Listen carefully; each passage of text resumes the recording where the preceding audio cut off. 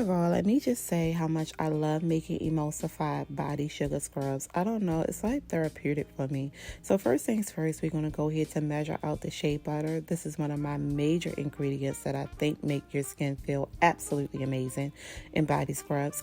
Then I'm going to go ahead to measure out and to include Cetyl Alcohol. And then after I go ahead to measure out my Cetyl Alcohol, I'm going to go ahead to add in my sweet almond oil.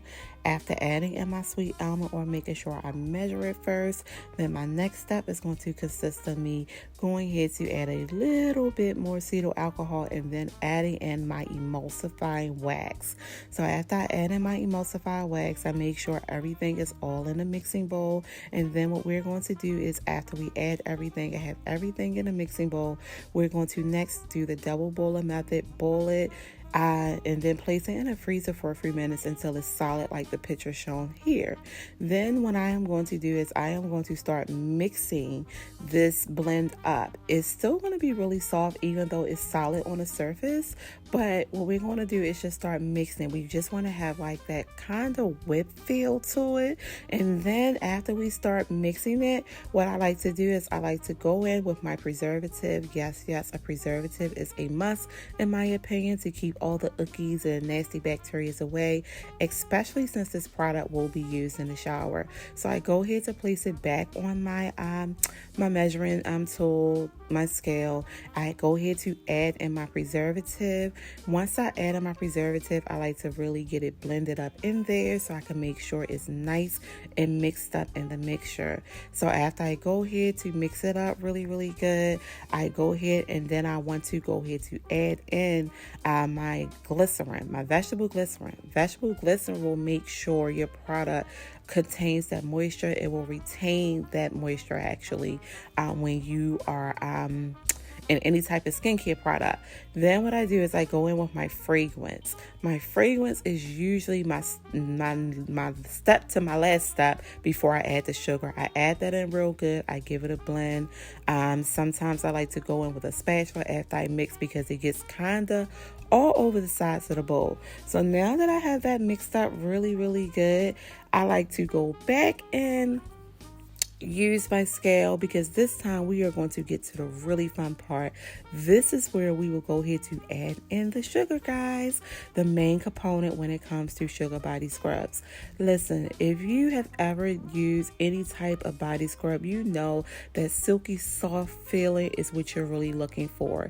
This is the main reason why I tend to like to use shea butter and some oils in my body scrubs because I like that feel. So here I am measuring out my sugar on my scale, and then after I measure out the sugar, I go in and I start to really get the mixing with this. Now, let me warn you, with this particular process, especially the way that I make it, when you first start mixing, to me, it kind of gives you like that cottage cheese curdle look. Don't be alarmed because when I first tried this recipe, I was so tempted to add in more coconut oil or even some type of sweet almond liquid oil, but I was glad I did not because I did not want to make it too soupy. But anyway, in this process, I just kept on mixing. And the goal is just to mix to get to the texture that you like. I usually like for my body sugar scrubs to be really creamy. I like the way it feels on the skin. So what I did here is I just kept mixing until I got the texture that I wanted. And like I said, as you can see, it really looked like it's some type of curdled cottage cheese, but I kept mixing. And then my texture really started coming in beautifully, as you can see here. And then after I started mixing, I decided that it will be time to color very soon. So let me just warn you guys, once you start doing this process, especially with the mixing, some people say you can overmix if you continue to mix too long. Thankfully, I have not had that problem. It still remained really fluffy days after. So again, look at that Beautiful, beautiful, beautiful texture. I absolutely love it. And guys, when I tell you, this feels so amazing on your skin. I know some people like to, make body scrubs using bath foaming whip or some type of body wash, and that is okay. I have tried those formulas as well. Me personally, I personally love to incorporate the shea butter, the coconut oils, the sweet almond oils, because not only for the skin benefits that it provides, but it feels absolutely amazing on your skin. So, yeah, here we are here. Just keep blending, blending, blending.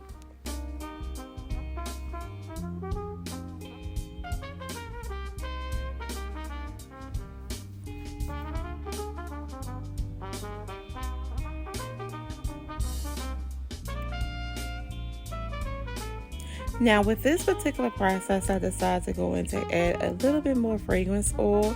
Usually I start off at 1%, but if I feel like I want to smell it just a tad bit more, but not to make it too strong to the point where it's overbearing, I will usually go up 0.5%. So I decided to go in to add in a little bit more fragrance to make sure it did not exceed more than 1.5%.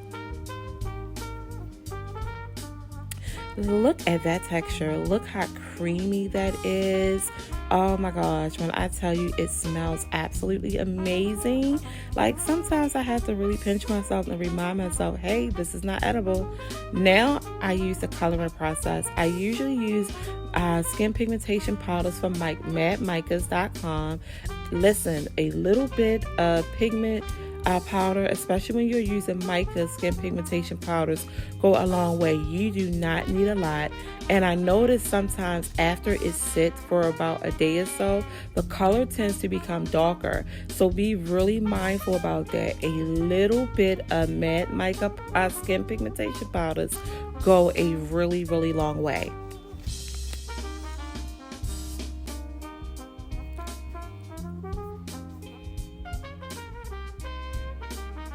Let's get those sides scraped because it's kind of splattered on the bowl, and then we just start mixing it up again just to make sure it really gets in there.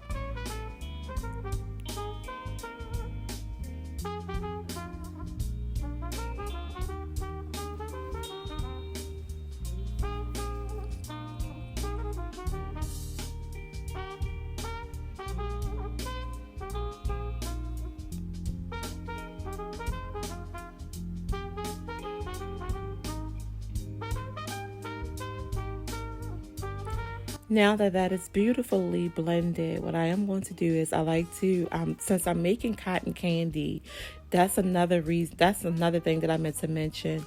With this particular body scrub, I decided to make a cotton candy scent. So I like to go into use 2 different colors just for the aesthetics look of it. So this is the reason why I have pink in this bowl, and then I am going to be grabbing another bowl.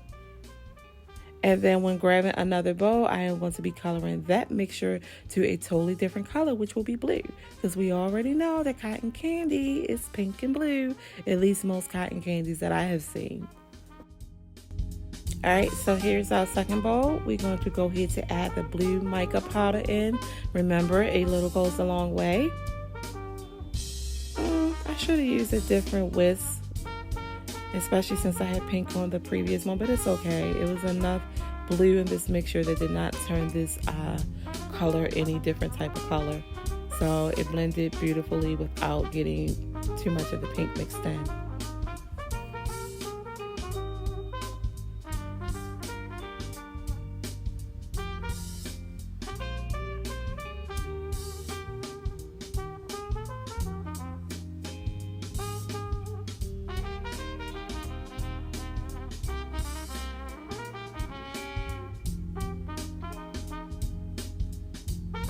Look how beautiful that is. Look at that color. Voila! So here's the final product. I just kind of wanted to bring it focus. Sorry for shaking the camera a tad bit. But you can see how beautifully whipped cream and smooth it is. And this is for my own personal use. I can't wait to use it. So let me just show you guys the texture of this. Again, this is my own personal use. That's the reason why I dug in the way I did. Look at that texture. It feels incredible. Thank you so much for watching. If you liked it, please like and also subscribe for more videos that I plan to bring to you. If you have any questions, please drop a comment below.